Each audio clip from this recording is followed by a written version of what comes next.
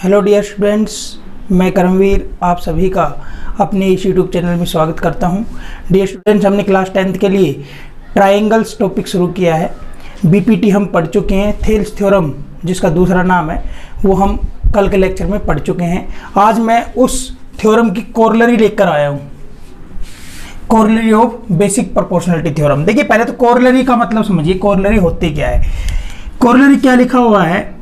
A corollary is a statement which can be readily deduced from previous में हमने क्या पढ़ा है भाई? Basic proportionality theorem. Basic proportionality theorem का जो निष्कर्ष है आसानी से जिससे निकाला जा सके, एक ऐसी स्टेटमेंट जो किसका निष्कर्ष प्रस्तुत करे? बेसिक प्रोपोर्शनलिटी थ्योरम का निष्कर्ष आसानी से प्रस्तुत कर दे। क्या लिखा है? मोर नोटेबल स्टेटमेंट। ये जो स्टेटमेंट जो कोरोलरी होती है बहुत ज्यादा इंपॉर्टेंट, नोटेबल का मतलब होता है इंपॉर्टेंट, महत्वपूर्ण, ठीक है भाई, स्टेटमेंट होती है, but whose importance tends to be secondary in nature. ठीक है भाई, जनरली उसकी जो इंपॉर्टेंस है ना वो सेकेंडरी मानी जाती है, मतलब मेन जो माना जाता है उस थ्योरम को माना जाता है। जैसे कि बेसिक प्रोपोर्शनलिटी थ्योरम है, इसकी कोरोलरी है, जिसकी ये कोरोलरी है, तो मेन थ्योरम तो आपकी कौन है? Basic proportionality theorem. ठीक है भाई, और ये जो स्टेटमेंट जो ये है कोरोलरी है, इसका जो इंपॉर्टेंस है ना वो उसके बाद में ही आता है। ठीक है भाई, वैसे तो इंपॉर्टेंट स्टेटमेंट होती है। देखो हिंदी में भी लिखा हुआ है, ऐसा कथन जिसे पिछले अधिक उल्लेखनीय कथन कौन सा था भाई? बेसिक प्रोपोर्शनलिटी थ्योरम से आसानी से घटाया जा सके। ठीक है भाई, लेकिन जिसका महत्व प्रकृति में गौण हो, मतलब सेकेंडरी है। समझ में आ गई कि नहीं आ गई? क्लियर है? प्रकृति में उसका जो है महत्व क्या है? गौण है। इसको मतलब कि उसके बाद ही पढ़ा जाना है, बेसिक प्रोपोर्शनलिटी थ्योरम के बाद में। ठीक है भाई, क्लियर है? पर ये रिजल्ट आपको बेसिक प्रोपोर्शनलिटी थ्योरम को आसानी से समझाने के काम आता है। ठीक है भाई, क्लियर है? देखिए अब इस कोरोलरी को हम प्रूफ करते हैं।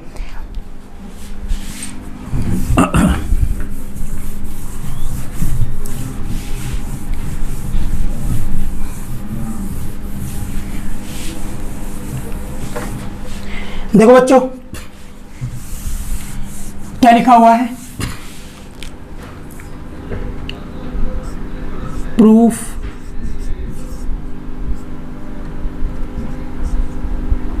First part. ठीक है भाई, क्लियर है?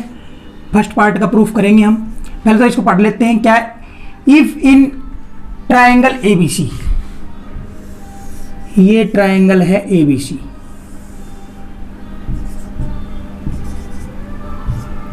ठीक है भाई, A line D parallel to BC, एक लाइन है, ठीक है भाई, डीई,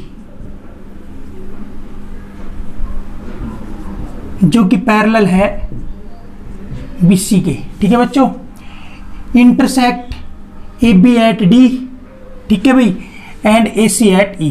देन ये दो बात आपको प्रूफ करके बतानी है इसके अंदर। समझ में आ गई बात? क्लियर है? तो देखिए,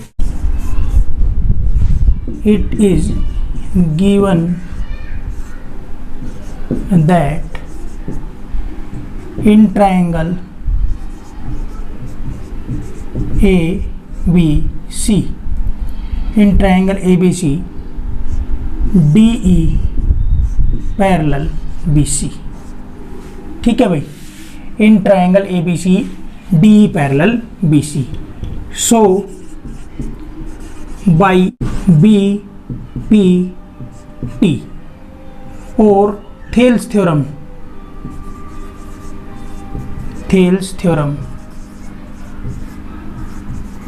we get।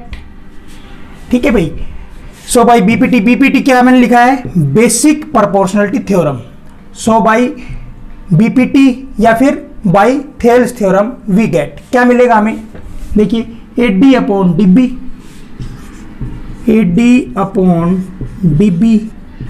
Is equal to A upon EC, A E upon EC. ठीक है भाई, कल की थ्योरम जो हमने कराई थी उसके अंदर यही तो था कि एक लाइन ट्रायंगल की किसी साइड के पैरेलल दो साइड को इंटरसेक्ट कर दे, ठीक है भाई, 2 पॉइंट्स पर, तो वो बाकी की दो साइड है, अदर साइड्स सेम रेशियो में डिवाइड हो जाएंगी, तो सेम रेशियो में डिवाइड हो गई है। क्लियर है, समझ में आ गई बात? ठीक है बच्चों, तो देखिए हम इसका क्या कर रहे हैं, फर्स्ट पार्ट कर रहे हैं। क्लियर बच्चों, तो देखिए यहां से क्या करेंगे, इनका रेसिप्रोकल ले लेते हैं by taking reciprocal, by taking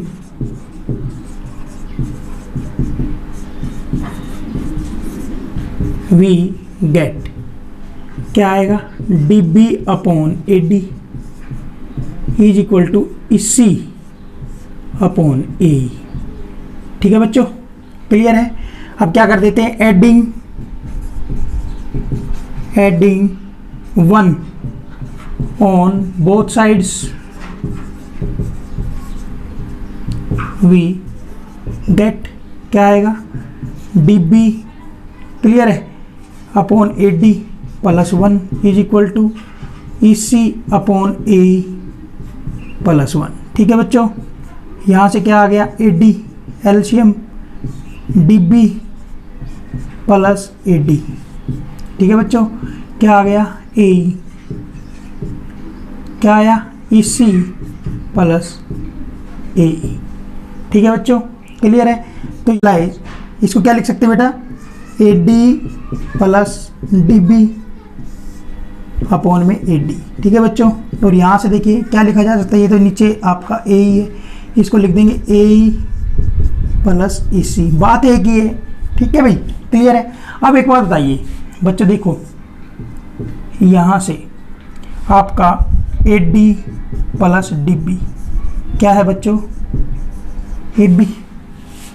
ठीक है, और आपका AE प्लस EC क्या है, AC। देखो ना, AD प्लस DB पूरा ये साइड आ गया AB, AE प्लस EC क्या आ गया, AC। तो बच्चों देखना यहाँ से क्या मिल गया, यहाँ से यहाँ कर दीजिए, यहाँ से देखो भाई क्या आ जाएगा, AD जमा DB क्या आ गया बच्चों, AD जमा DB क्या आ चुका है, AB अपॉन AD। ठीक है भाई, AE अपॉन EC क्या आ चुका है, AC अपॉन AE। ठीक है बच्चों, क्लियर है? हमें फर्स्ट पार्ट ये प्रूफ करना था। अब यहाँ क्या ले लेंगे, by taking reciprocal,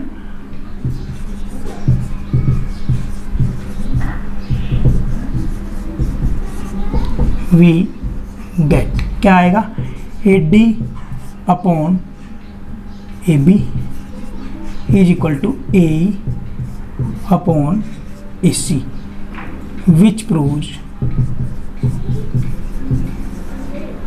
proves part A, part 1। ठीक है भाई, क्लियर है? अब यहाँ भी नहीं लिखते हैं तो ये सीधी सीधी बात है, यहाँ नहीं लिखते हैं तो सीधा यही लिखते हैं, which proves part 1। Clear students? I think आपको पार्ट 1 समझ में आ गया होगा। कुछ भी नहीं किया है, बीपीटी से हमने क्या लगाया, AD upon DB AE upon EC। BPT ने यही कहा था, अगर कोई लाइन किसी एक साइड के पैरेलल होगी तो बाकी दो साइड सेम रेशियो में डिवाइड हो जाएगी। डिवाइड किया, रेसिप्रोकल लिया, दोनों में 1 जोड़ा। ठीक है भाई, एलसीएम लिया, सोल्व किया, उसके बाद में हमारा जो है रिजल्ट आ गया नंबर फर्स्ट। आई थिंक आपको डियर स्टूडेंट समझ में आ गया होगा। ठीक है भाई, अब दूसरा पार्ट करते हैं। देखिए दूसरा पार्ट यहीं से आ जाएगा।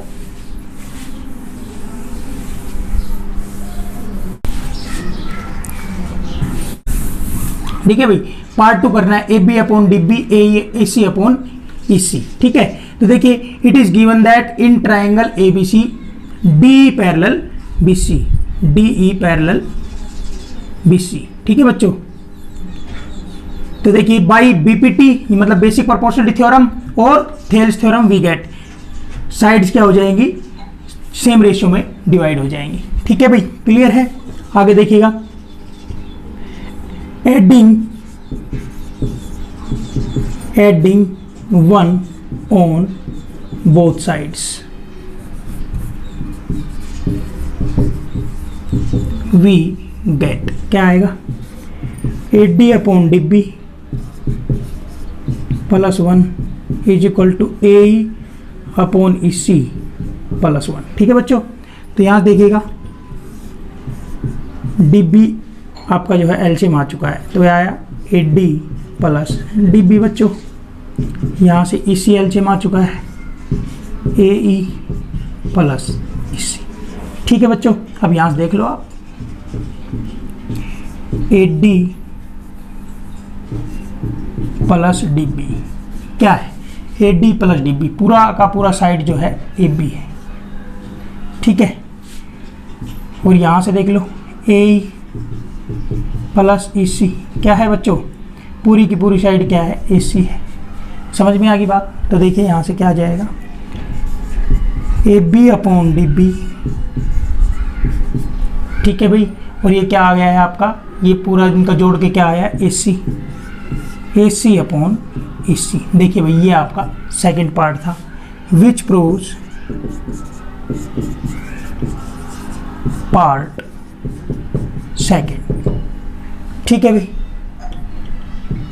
समझ में आ गई बात? आई थिंक डियर स्टूडेंट्स, आपको ये कोरोलरी का first part and second part समझ में आ गया होगा। ठीक है डियर स्टूडेंट्स, आज के लेक्चर में इतना ही, मिलते हैं अगले लेक्चर में। Till then bye bye.